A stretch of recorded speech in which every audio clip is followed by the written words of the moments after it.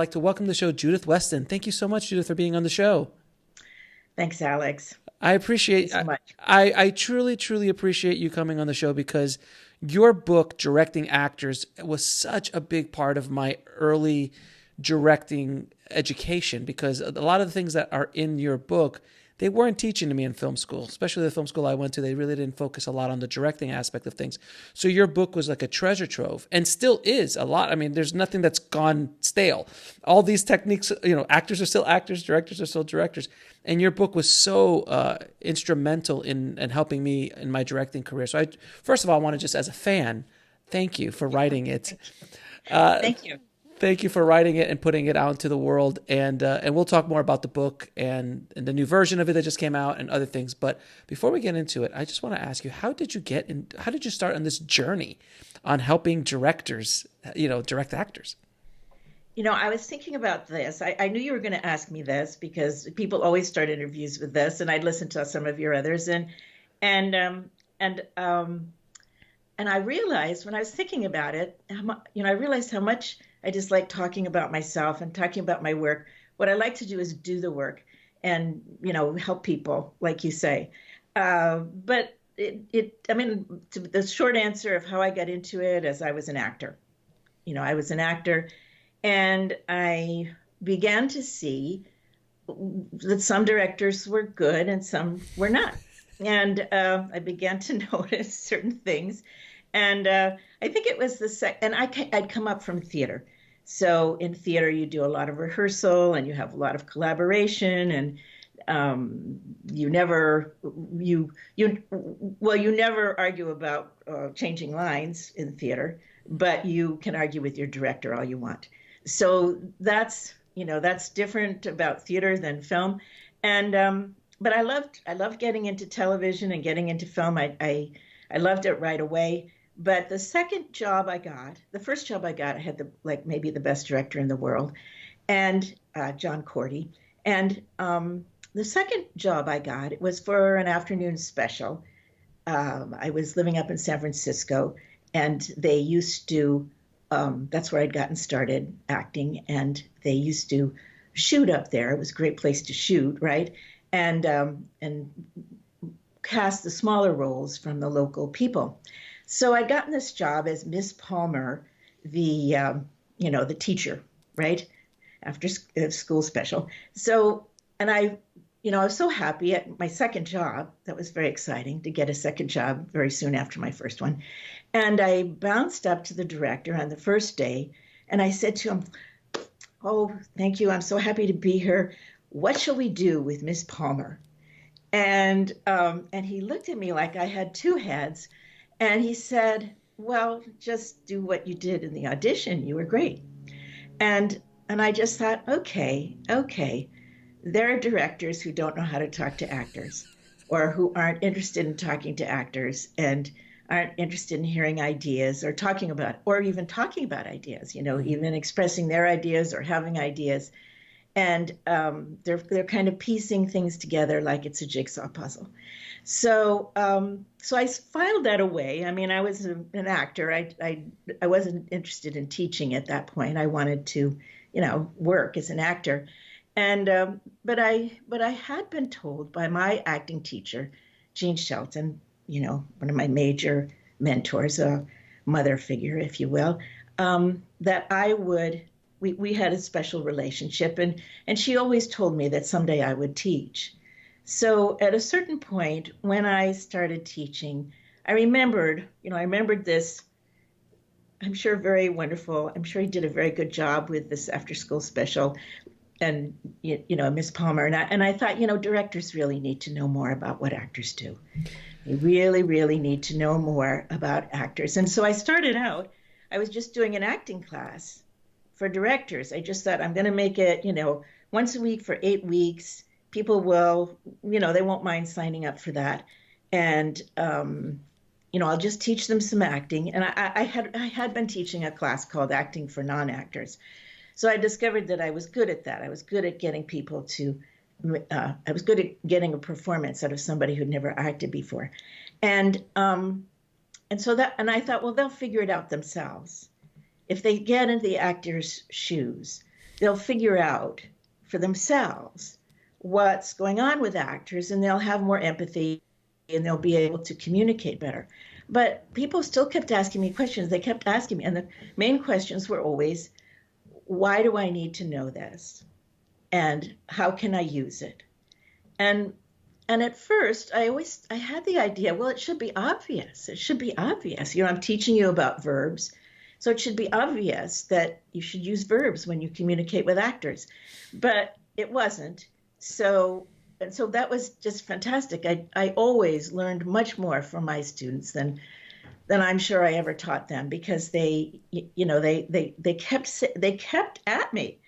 Why do I need to know this? How can I use this? And so I thought, well, I got to figure that out. And they really pushed me to figure out exactly how, precise ways that the tools that actors use, like backstory, emotional, or what I call emotional history,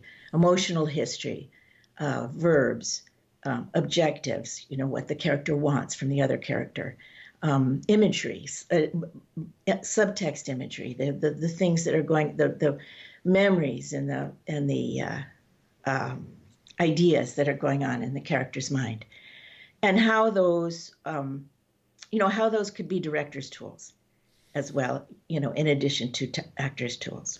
So I'm going to tell you a story of when I first directed my first short film in college. Oh, please do. I love to hear your stories. So when I got a group, I went to an acting studio, and I went there and befriended a bunch of actors. I said, "Hey guys, we're doing a short film," and it was shooting in our apartment. It was some college, a bunch of college kids sitting around talking. It was, the experience of that I had at that point in my life. So we got all these actors together, and they came over, and we had all my technical stuff. I was shooting with the cameras, and I had my little crew together and everything.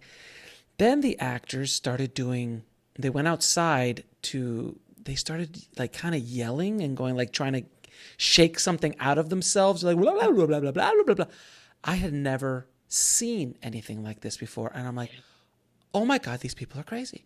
And at that point, I realized, these people speak a completely different language than I do.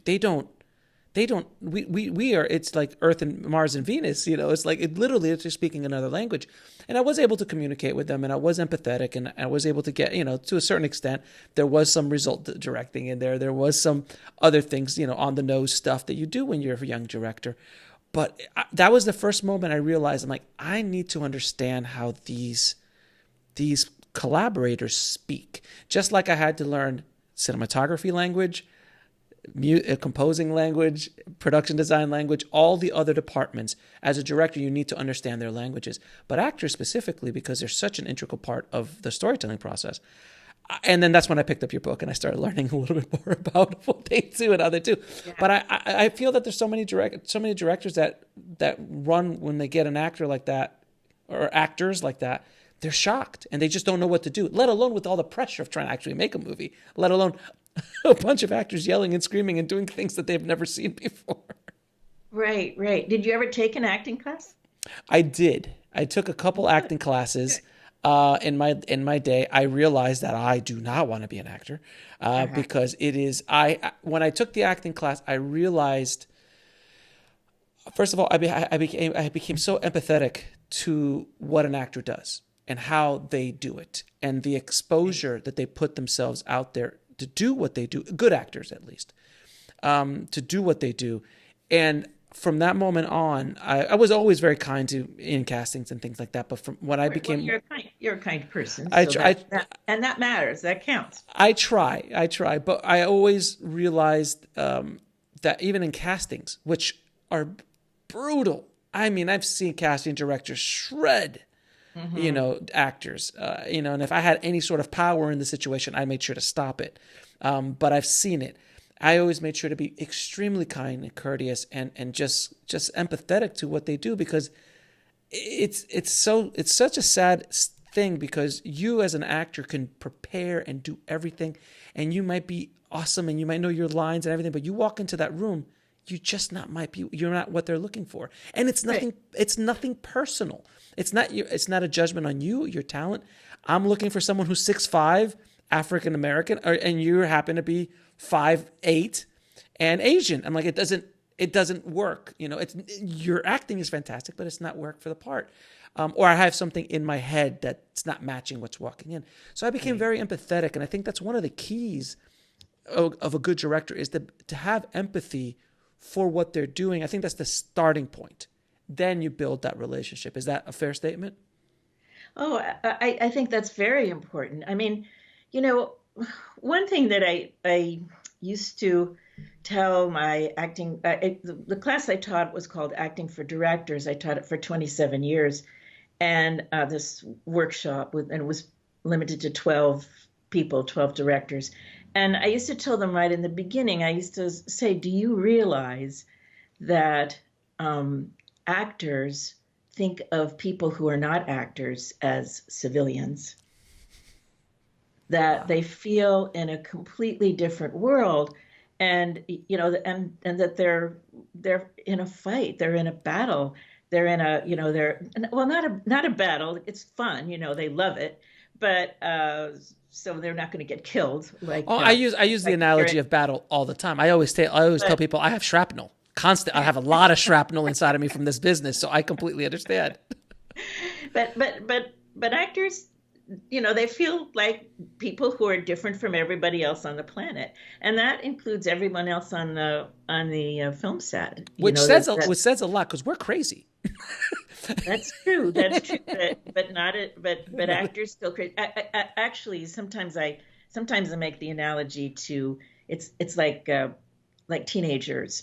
That not that actors are more childish or more less mature, less developed than adults, but the way that adults think they like teenagers, but they really don't. That teenagers are too out of control. They're too out of control, and adults think they love their children, and but they really don't like teenagers, and that I think that actors feel that way sometimes on a film set, that the people they love them, they need them, but they don't really like them. They don't really like that actors are loud and they hug too much and things like that, and they can be temperamental. And if they're not if they don't express the temperament they're feeling, they shut down, and you can't get them back just by dialing a knob. So it's so they bond together. They hang out together and they feel more comfortable, and it's you have to get invited into that, and to as well as to respect it and to see it as a craft and not just like a childish thing that running around and being too expressive and pretending, yeah. Right. But to but anyway, it can be just so exciting for a director to understand enough about actors that how to invite yourself in or get invited rather, and that's what we mean by trust, is that and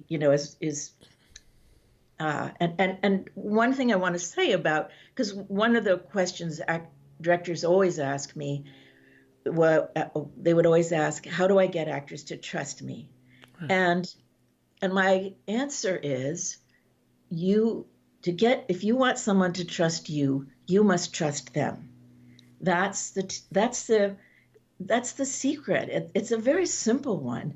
It's hard to remember sometimes, but it's a very, very simple one, and has to do a lot with my principle of opposites. I think opposites are, crucial in so many ways. But if you want somebody to trust you, you must trust them. And directors are often, young directors are mistrustful of actors. They're sort of instantly in damage control. They're looking around saying, as soon as the actor does something strange, they're thinking, oh, she wants to ruin my movie, and how can I rein her in to keep her from ruining my movie? And I don't know, actors are not like that at all. They really, really want to help. they really want to, they want to be, they want to be engaged with the director. They may want to fight, but it's, it's ideally they're fighting over ideas. They're fighting over interpretations and not over. I mean, actors know that that the director is the leader, and I don't think of it that way. As most of the actors I know, they're not fighting for control. They're fighting for ideas. And excuse me, I know you want to say something, but it's always good to treat people as if they're fighting over ideas and fighting over the work instead of fighting for control. It's always better to keep the focus on the work and not on the ego. Yeah, gosh, yes. My latest movie is called On the Corner of Ego and Desire for a reason. It's about filmmakers. Okay. So I completely understand what you're saying, and I'm going to give you my experience, and I'd love to hear your thoughts on it. I find it that actors, at least from my years of directing, actors want a safe space. And they want to feel protected by their director to go out on the limb, because they do.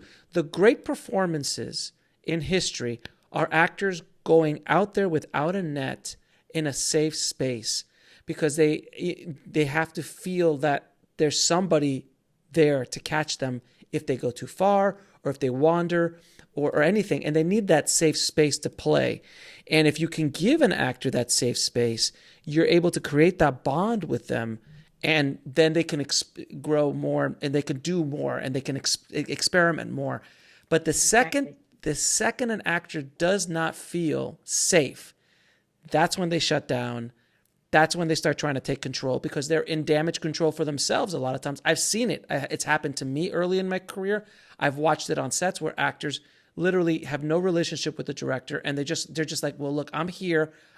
Now this is about me. I got to protect myself, and I got to make sure my performance, and they just block it. And then this is all, but it all stems from having that safe space, having someone that, this person has your back. Is that, from your experience, is that fair to say?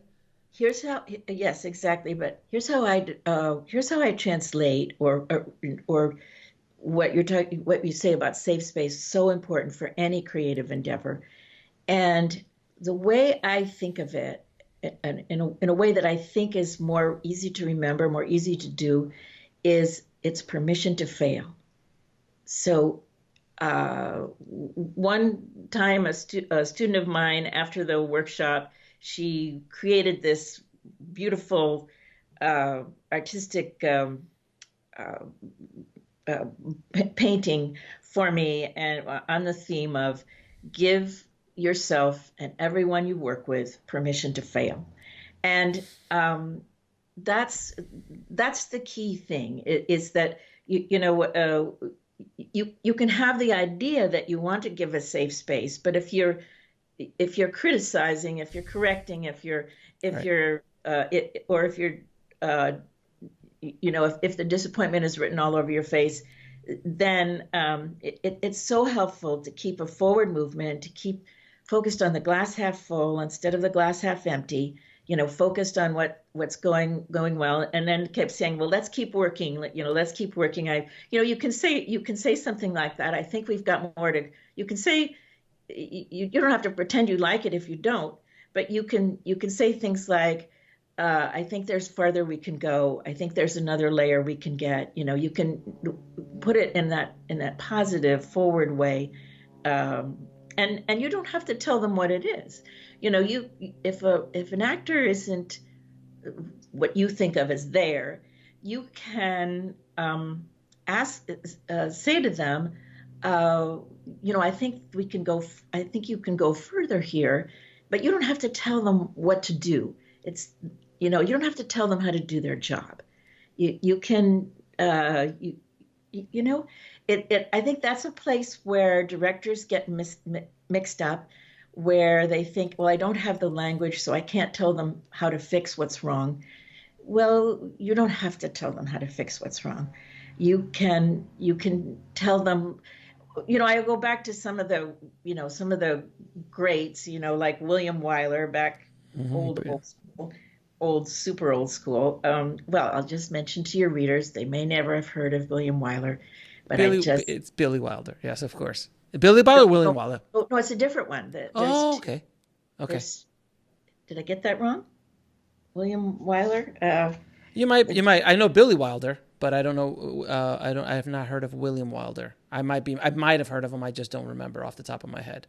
Okay, okay. Well, the director of,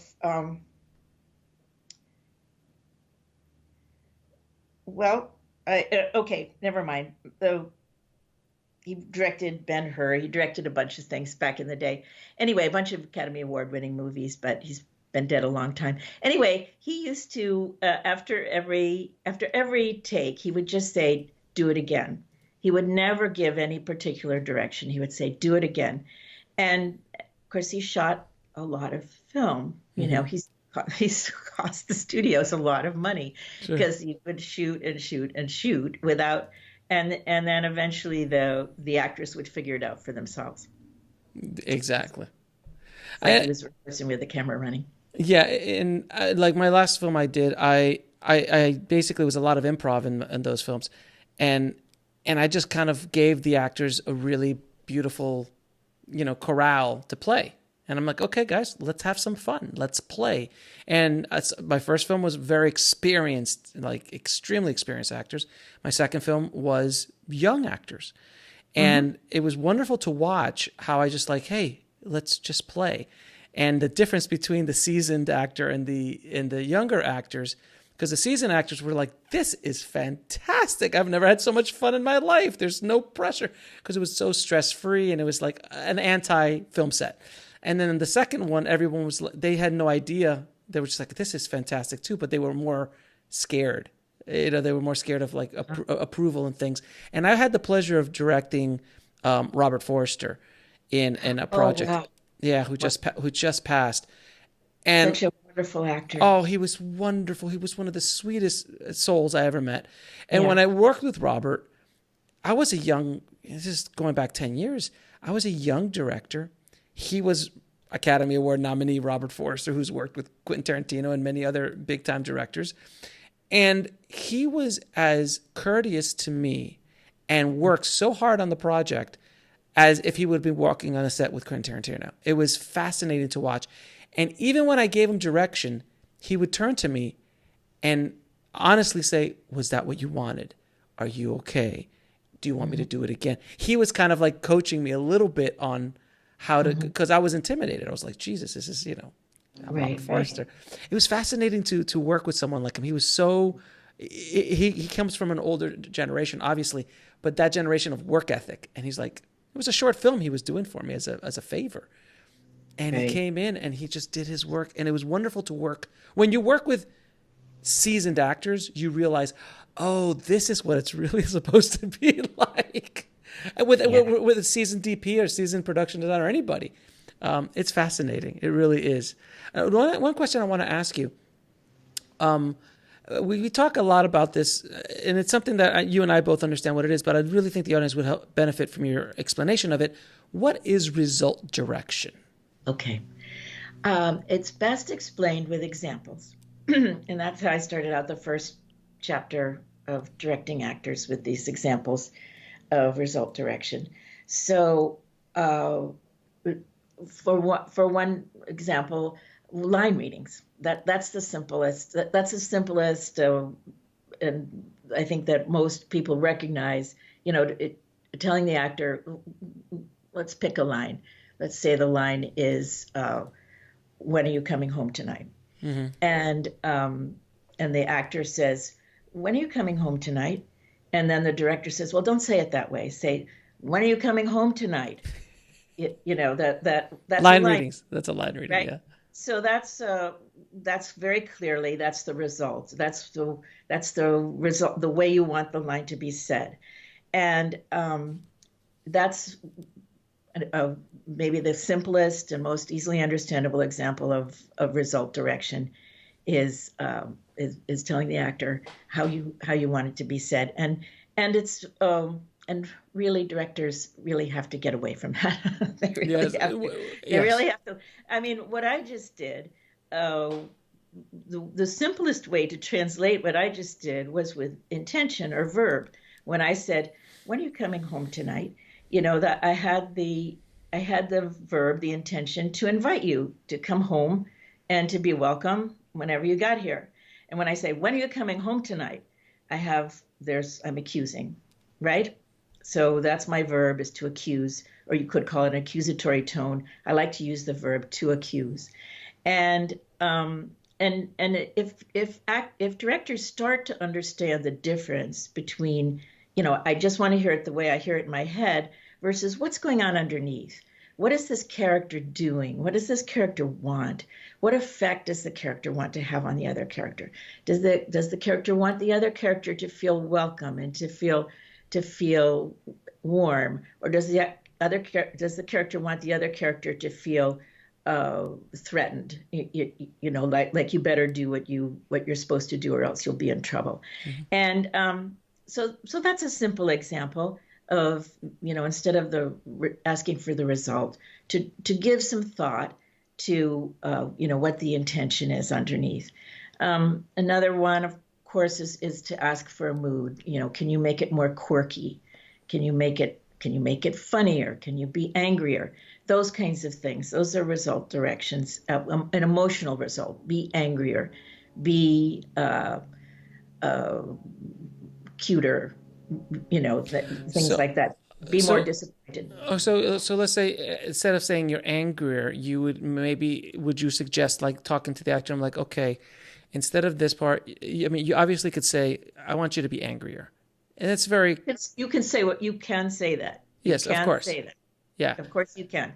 But I never want to tell anybody. No, I never want to be the language police. Okay, can you make it a little angrier? No. But then if you can talk to them in the sense of the scene, like, you know what? Instead of doing it angrier, I'm like, you just found out that she's cheating on you. Go with that.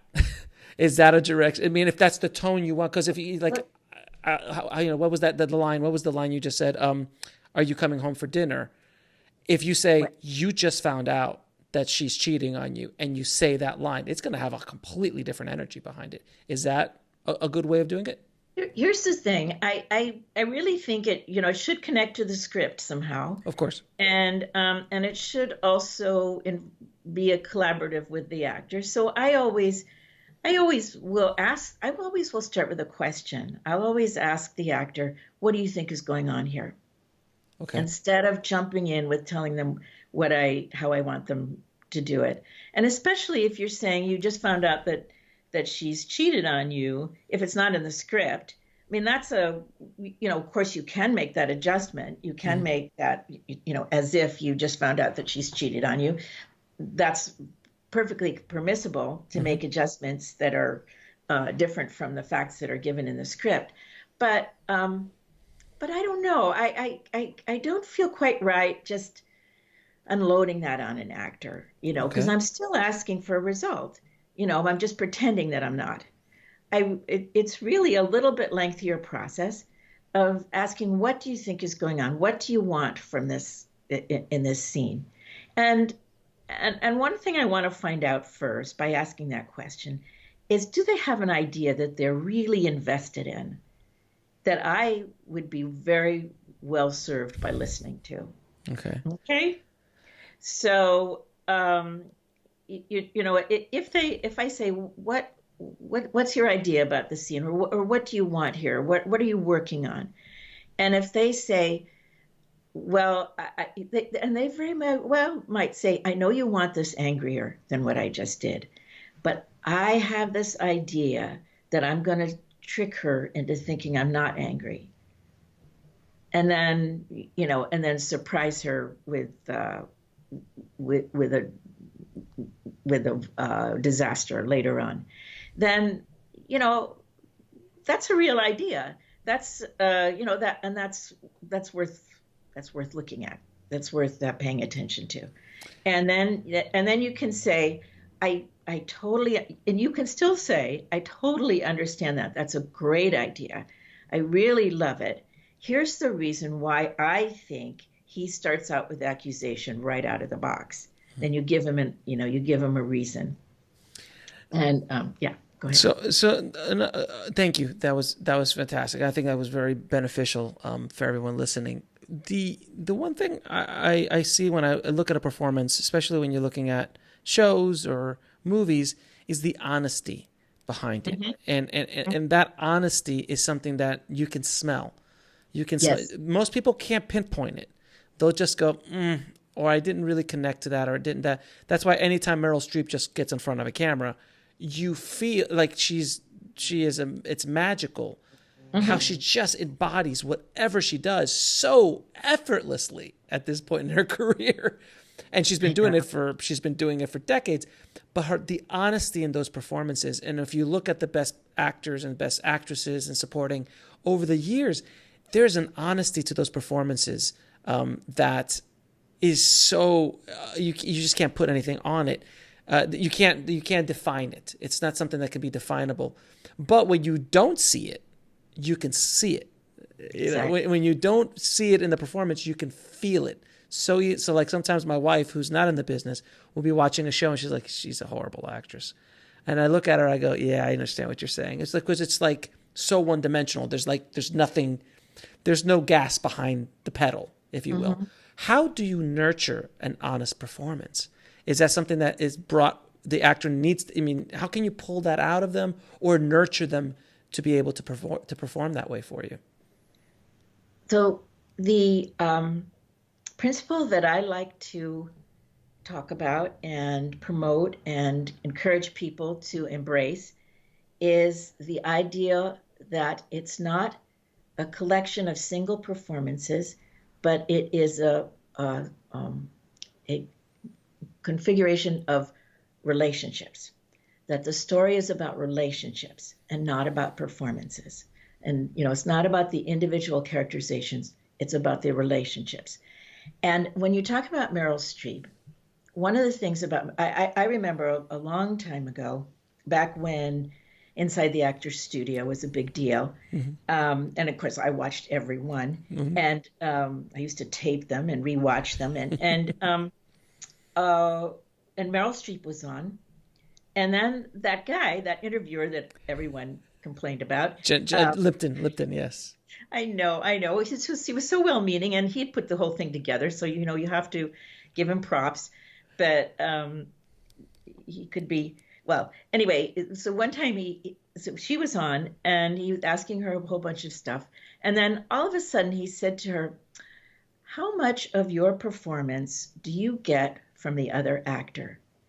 And I'll never forget the look on her face. The camera was on her, and she went red. She looked like she'd been slapped.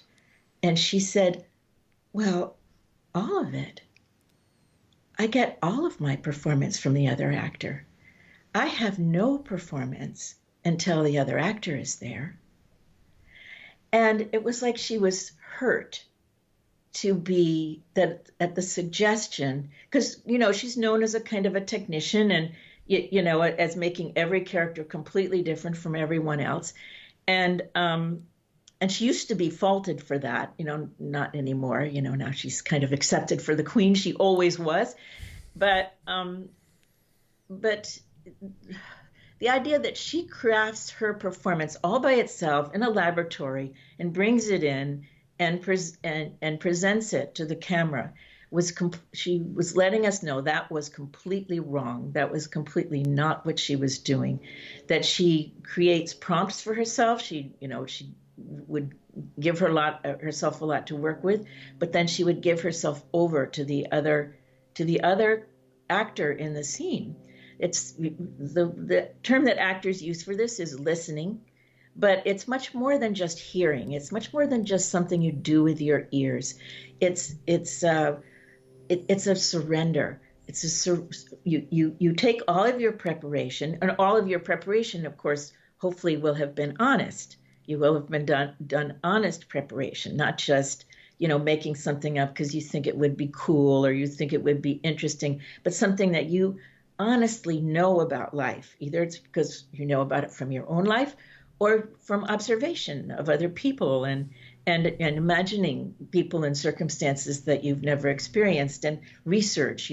But you do all of that. You do your personal exploration, your observation, your research, your imagining. You do all that honestly ahead of time. But then when you get on the set with the other actor, you forget it. You almost let it go, and you give yourself over. You respond in the moment to the other actor. That's how it looks honest. That's how it looks natural. That's excellent. Great answer. Great answer. Now, if you're not getting the performance you want out of an actor, what are some tips you can use besides, taking a stick out? No, I'm joking. No, but believe me, there's probably some directors listening who are like, what do you mean? Is there a wrong thing not to take the stick out? No, if there's a way if you're not getting the performance you want, because directors have all been there. We have not gotten the performance we want out of a certain actor, and vice versa. The actor has not been able to get the Can work you give me an example though? Like what were they not? What were they doing that you didn't want, or not doing that you did want? They're either getting in their own head, and they're let's say they're saying the line and they're saying it the same way, no matter how many different ways you tell them to change it, they still are saying the exact same way, and they think in their head that they're changing it, but everyone listening is going, nah, sir, you're not changing it. And I think they get caught up in their own head, and then they start spiraling.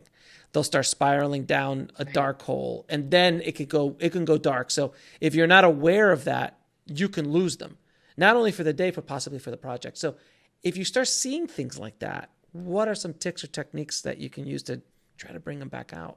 Well, that particular thing of actors getting stuck in line readings, you should find out on casting, and you should not cast an actor who does that. So one of the things for castings, I have this whole set of ideas that I think are helpful for auditions, where first of all they come in, you let them do. You say, I really want to see what you've brought in, and have them do what they want. But you say ahead of time, I want to see what you've brought in, but no matter how perfect it is, we're going to work with it a little bit. I'm going to give you some other direction. And then even if you love it, you should still work with them, give them some other direction, and make sure the lines come out differently. That's where you have to make sure that the actor can change their line reading with a different adjustment. Because there are actors who have been improperly taught, or untrained, or improperly trained, who fall into line readings like that. And sometimes the only way you can get out of that is by changing the line on them, just before the scene starts. That's what some directors do.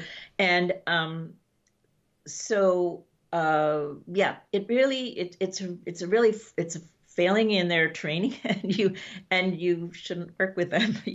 But you need to find it out in auditions. Now, if they are a very good actor and it's a total shock to you, maybe it's somebody you didn't even audition because because they don't audition, or things are so perfect. You could take them aside and you could say, you know what, the funniest thing is happening. I feel like the line read, we're falling into a line, and you don't have to say you are falling into. You say we're falling into a line reading here, and I don't know what to do about it. It's started to feel a little stale, and can you tell me what to do now? Obviously, this should be said with nobody else around. Please, thank you. Yeah, this is something that's very important to say to all your wonderful listeners. Is I believe every time you talk to an actor, it should be in private. Every single time. Now, if you're saying something like I just described, which is so sensitive, that you have to really look around, make sure no one's in earshot, not even another actor. But even for very innocuous and even banal seeming interactions with an actor, it's really better to have privacy, I mean, the absolute worst thing you could do is to yell a direction from behind the monitor, or behind the camera where everybody in the whole set can hear, to say, to yell. Well, make it angry, make it angrier, That was horrible. whatever it is. That was horrible. Or Do it again. that wasn't it. That wasn't what I told you. I mean, that would be the absolute horribleness. And I mean, I'm going to assume that the directors who are listening to your podcasts are aware enough that they would never do something like that. But always go up to the actor. Always go up after every take. Go up to them, even if you have nothing to say. Even if you go up to them and you just smile at them and say, I got nothing to say, but we're going to go again. To make a personal connection, and anything you say to them, if you say, I think we should try a different adjustment. What ideas do you have? That you say that privately, or even if you very specifically say, I want you to really punish her this time. That you don't let anybody overhear that, but especially the crew, not to let any of the crew overhear, because here's why, is that, the crew then becomes an audience, and they become judgers. They become judgers. They hear the direction, and then they're watching the actor to say, is she going to do that this time or not? And there's no need for that.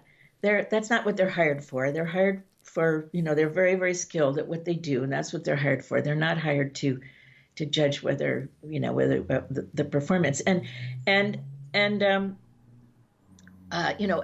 sometimes people ask me, they say, well, gosh, what if it's you're shooting in a small location, a small room, and the sound guy and the camera operator, they're close by.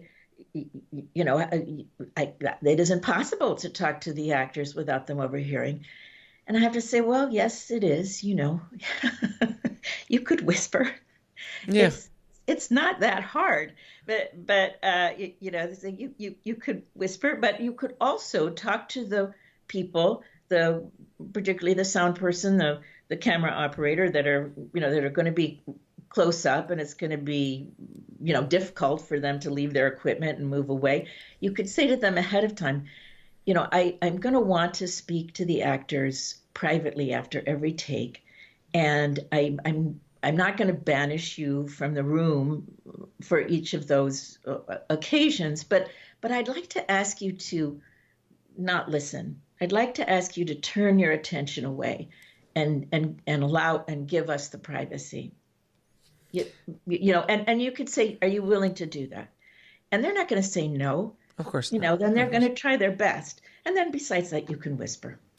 The always a good metric on if a scene is really powerful. If you can make a grip cry, that's generally a really good indication that you've nailed something on that scene. I've had that happen a couple of times on my set. I'm like, you just made the grip cry. That was fantastic. Well, I always, when I was acting, when I was acting in, TV shows or whatever, I was used to the theater, so I loved an audience. I liked to have an audience, so I was always playing to the room, to the room, to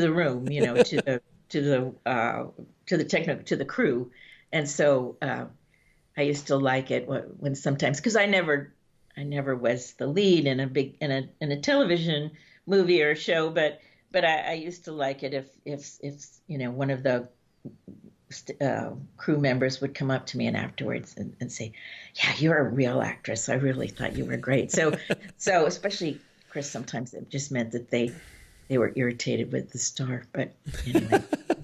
Now I want to be so mean. No, crews it's my job as a director to create a safe space. If I've had crew people walk up and say not cruel, but just dumb things, or something that throws an actor off their game. And as soon as I find out about that, I fire or either have a stern talking to or fire that crew member, because you can't have that kind of energy on set if you're trying to create a good environment for not only for the actors but for everybody involved. Yeah, no, I mean, sometimes I think it's, it's the crew wants attention too. They want to be respected, and but it's not a zero-sum game. It doesn't have to be if the actors are respected, the crew is disrespected. It's not zero. We're all in this together. We're all in this together. Yeah. Now, the one area of directing that doesn't get spoken about much, but it is something that a lot of directors will have to deal with, is directing children. Any tips on directing children? Because I've directed children a handful of times in commercials, and it's fun, to say the least. But I'd never had to pull a very dramatic performance out of a child or anything like that. Though I've heard some horrific stories of how directors get those performances, which are illegal here in the States, but I've heard them elsewhere. That's been pretty brutal as well. I know. I think I know the movie you're talking about, but we won't get into that. But yes. Yeah, but well, I think people should know that when a child is younger than 7.5 or 8, then if you make them go through really difficult, terrible emotions, they will be damaged. That is the way it is. Do you have children? I do, and they're about they're that age range. So when children are, somebody told me this once, and it just opened everything up. When they get to like 7.5 or 8, probably, then they start to have an independent imagination. They start to have independent ideation. And they can look around at the world and make up their own mind about what's going on. But when they're younger than 8, everything that comes in they're like a sponge. They believe everything. That's why they believe in Santa Claus. They're told they're Santa Claus. I mean, it's very unlikely, right? Judith, let's lay Santa Claus is real. Let's just put that out there. I don't know where this rumor started. It is horrible. Let's just put it out there. Let's put an end to it right Let's put an end to it. Santa Claus is real. Just in case my daughters ever listen to this. So let's just put that right to this. Santa Claus is real. I'm hoping to get at least 1 or 2 more years out of it. So please. Yes, Virginia. Santa Claus. So, but they will believe whatever they're told, because they don't know any. Of course, until 8. It's not a question of some children are more mature than others. It's wiring in the brain. It's the development of the brain. So if a child is younger than 8 and you're asking them to go through horrible things, they will be damaged. So you don't want to do one of my students, Jennifer Fox. She directed this movie that was bought by HBO. It's called The Tale. I don't know if people have heard of it. It was kind of a big deal. And it was about it had to do with child sexual abuse. And the girl was 13, and she'd cast an 11-year-old but she talked at great length how she avoided any possibility of any damage to the girl in these really brutal sex scenes and or rape scenes, and she did whenever there had to be scenes, whenever it had to be shot where both the child and the perpetrator were in the same shot, she had an adult body double, and shot it so that that wouldn't be noticeable. And when there had to be close-ups of the girl's face, it was just the girl, the actor playing the perpetrator, not present, and Jennifer saying to her, "This is like a bee is stinging you." Right. That kind of thing. So that kind of thing, to take it out of there. So You got to put it. You have to put it down to their level. You can't say, "Okay, now you're getting raped, and this is the way it is." No, no. I mean, I know you and I look at it like this is funny, but that's what people will do. I've seen it. I'm like, dude, you can't say that. But to bring it down to the level of the child and just go, and I love that stinging, the bee stinging thing is wonderful. It's a wonderful analogy of it because that's how you have to direct the child. You have to speak there. If you have to go through two levels of language: the actor's language, and then child language. So you have to kind of do both. Exactly. And then you so if people are interested, look up interviews with Jennifer Fox about this movie, The Tale. There's really good stuff there. Okay. The other place to look for great advice about working with children is on the extras, the DVD extras of a movie called Rabbit Proof Fence. Mm-hmm. Do you know? I know that movie. Yeah. I am blanking on the director's name. How could that be? This wonderful Australian director. Yes, it was an Australian film. I forgot the name of it too, but we'll look it up. Don't worry. Okay, insert it later. Okay. Yes. Because I don't want. It'll be in the show. I'll put it in the show notes. Don't worry. Yeah, and it's a wonderful movie. Well, as you know, since you've seen it, it has 3 leads, children. Their ages are 9, 7, and 5. That's really Danger spots. And anyway, he goes into great detail. He does a commentary on the whole show, working with them, and then there's an extra, little featurette about the casting and the rehearsal with them, which is fantastic. Now, some of that there's the 40-minute featurette is on the YouTube, so you can find it. Mm-hmm. Rabbit Proof Fence, making a featurette, and it's really, really helpful. And as I've listened to it a number of times, and if I boil down what he did, he looked for children who had who could play an objective, and who had imagination, and who were not afraid of the camera. And that's the main thing. And he took a long time to find them. That's the other thing. If you have a dramatic lead, this was a drama, Rabbit Proof Fence, you must take all the time you need to find your lead.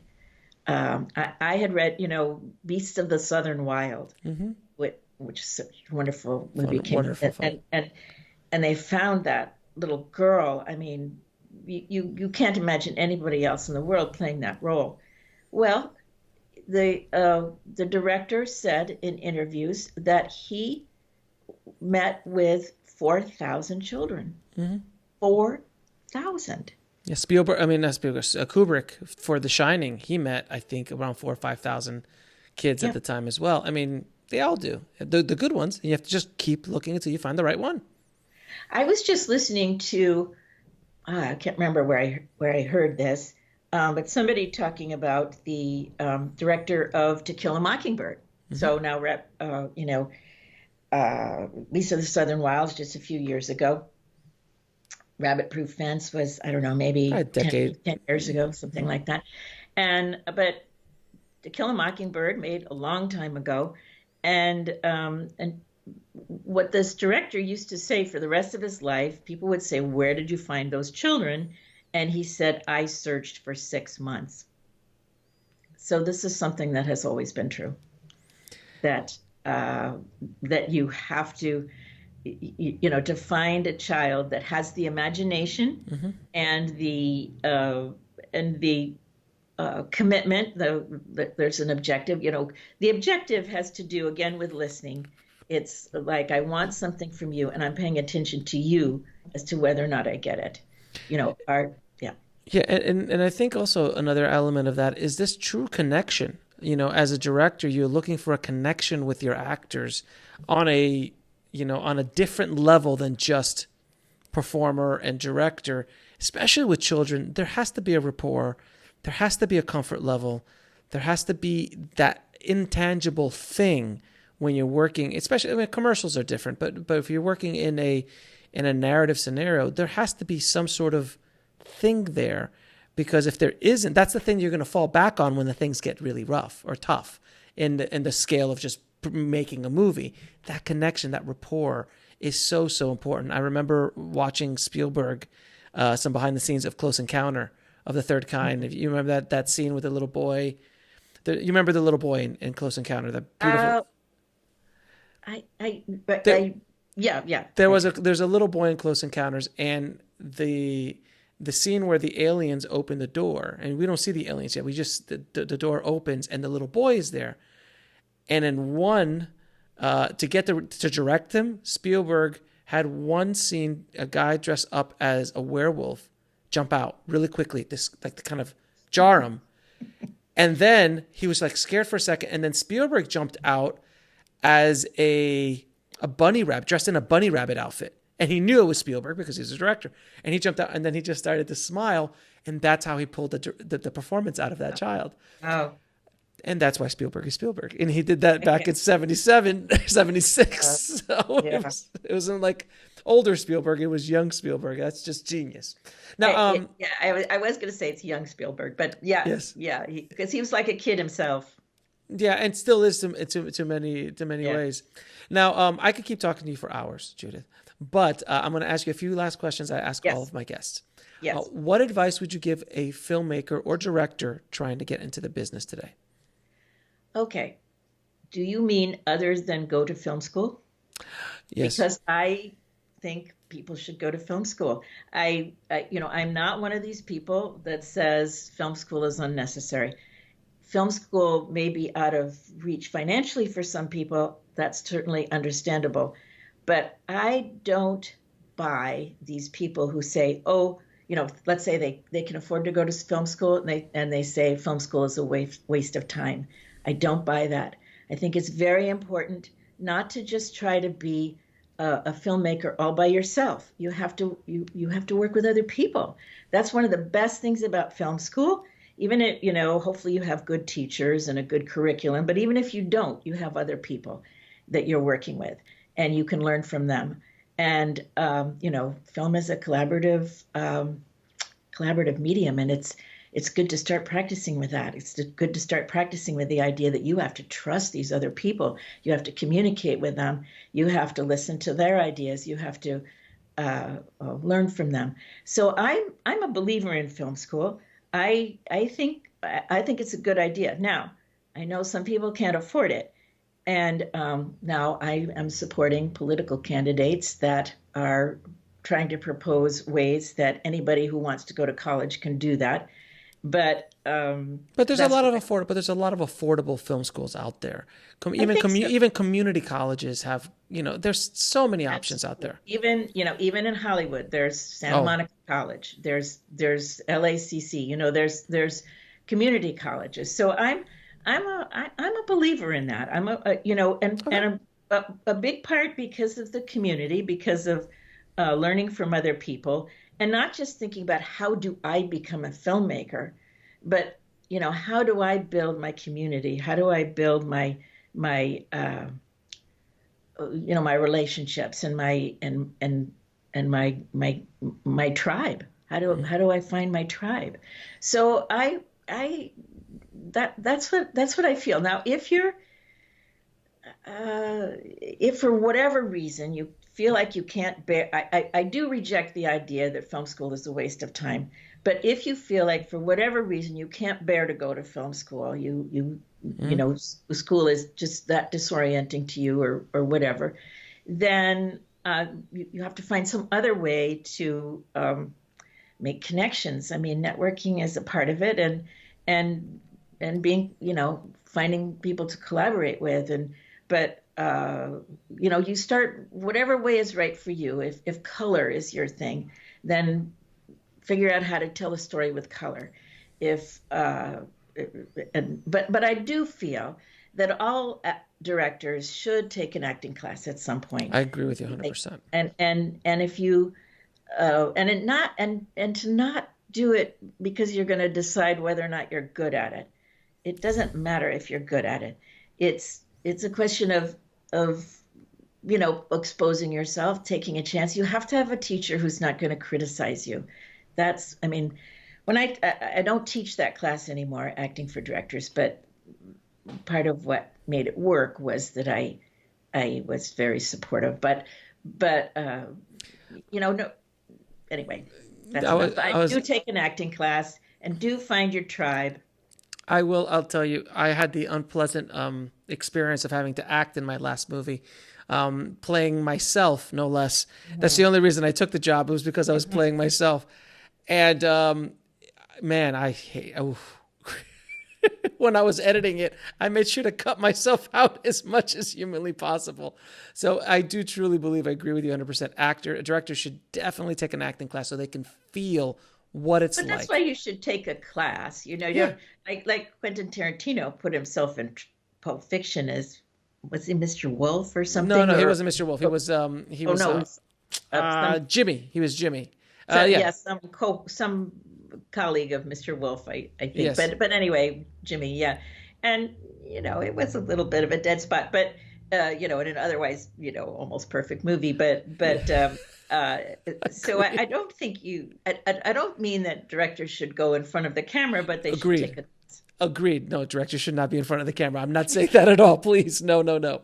Okay. What is the lesson that took you the longest to learn, whether in the film business or in life? Yes, I prepared for this because I heard you ask other people. It's this. Everyone is different. That's been the hardest lesson for me. Because I am a very inward person. I'm a introvert, and I don't think hopefully I don't sound like one in this interview, but I am. And so much is going on inside my head. And it tends to be sort of impossible for me to understand that the same kinds of things are not going on in other people's heads. Mm-hmm. So that's where I've made a mistake a lot of times, is, jumping in when I think other people, I think there are certain assumptions that everybody has. So to really, really listen, because everybody is different. And as far as how that applies to directing and teaching, every actor is different, and every client that I work with. I'm not teaching workshops now. I'm doing one-on-one consultations with film directors preparing to make their movie, and every single client is different. Every single script is different. Every single and to be insatiable about, turning myself over to them, listening to them, finding out what they need instead of imposing my idea about what they need. And I have to learn that every day. It's always a struggle because I have very strong ideas. Fair enough. Now, what is the biggest fear you had to overcome just getting into this business in the first place, or being an actress, or writing your first book, or teaching your first class? What is that biggest fear? Oh, gosh. Well, as an actress, I was less afraid on stage than off stage. I was a shy and frightened person off stage, and on stage, but on stage I wasn't afraid. So I don't know how that happened, but I just was so lucky to find it. So my biggest fear was that I wouldn't get to do it. Once I started teaching, I loved it so much. The first night that I taught my very first class, I couldn't sleep the whole night. I came home and I just couldn't sleep the whole night. And that used to happen after every class I taught for a long time. And my only fear was that I wouldn't get to keep doing it. So I don't know. That was... I think you have to find a part of the, if you want to be in the business, you have to find a part of the business that makes you feel like you're home. Fair enough. I think you do. And three of your favorite films of all time. All right. I knew this was coming too. So what I decided to do is to start with, just in the last year and a half, I mean, because I'm an older person, and Sure. I don't know that your listenership wants to hear, oh, the 70s, nothing good after it happened after the 70s in American films. But so I decided to think about my three favorites of the last, I was going to say year, but then I stretched it Few to years. to include First Reformed, Okay. which came out a year and a half ago. First Okay. Reformed by Paul Schrader, with Ethan Hawke, and then currently Parasite is in the Oh, theaters now, nice. Nice. which is so. Have you seen it? No, I have not. I have not. Oh God, you've got to see it. It's brilliant, brilliant movie. Okay. And then earlier this year, The Last Black Man in San Francisco. Yeah, I heard wonderful things about that. Yeah. So those three movies of the last year and a half are, um, uh, movies that I really want everybody to see that moved me tremendously. Now, if you want to include television, then of course we'd. Oh, that's a whole other conversation. Yeah. Well, There's so but much I good want to say television. when they see us, because that was directed by one of my students, Ava DuVernay, and then yesterday I saw Jojo Rabbit, and I thought, well, I'm Oh, going to do that too. Dying to see Jojo Rabbit. I hear it looks so amazing, and I just hope it does. I hope Yeah. it looks like it's as good as it is. I think it surprises people. But I loved it. I loved it. I loved it. And then Taika has taken classes with me too, so it's very dear to my heart. And I love movies where you have to kind of figure something out about the filmmaker's heart. Right. And or what you could call their intention. And in Jojo Rabbit, to really understand it and enjoy it, you have to kind of find your way into Taika's heart. And of course, I've seen all his movies, so I'm sort of and I've worked with him, and so I'm already there. But anyway, it's really worthwhile, even if you don't know him already. And that's true of Ava. Is that you get clues to the heart of another human being, and it's true of Parasite, and it's true of Last Black Man in San Francisco, and it's true of First Reformed, and so anyway, I'll stick That's with awesome. somewhat current movies. I won't go back and talk about A Woman Under the Influence Well, of course, John Cassavetes. I mean, it's fantastic or film. Dog Day Afternoon. I'm not going to mention them. I mean, well, they're fantastic. I mean, you can absolutely mention them. Both those films are fantastic and should be watched by everybody. Now, currently, you just released the audiobook version of your seminal book, Directing Actors, which just came out a couple weeks ago. So Yes. that's exciting. Where can people find the book, your other book, The Film Director's Intuition, and more about you and what you do? Okay. I have a website, judithweston.com. I have a Facebook page, Judith Weston Studio for Actors and Directors.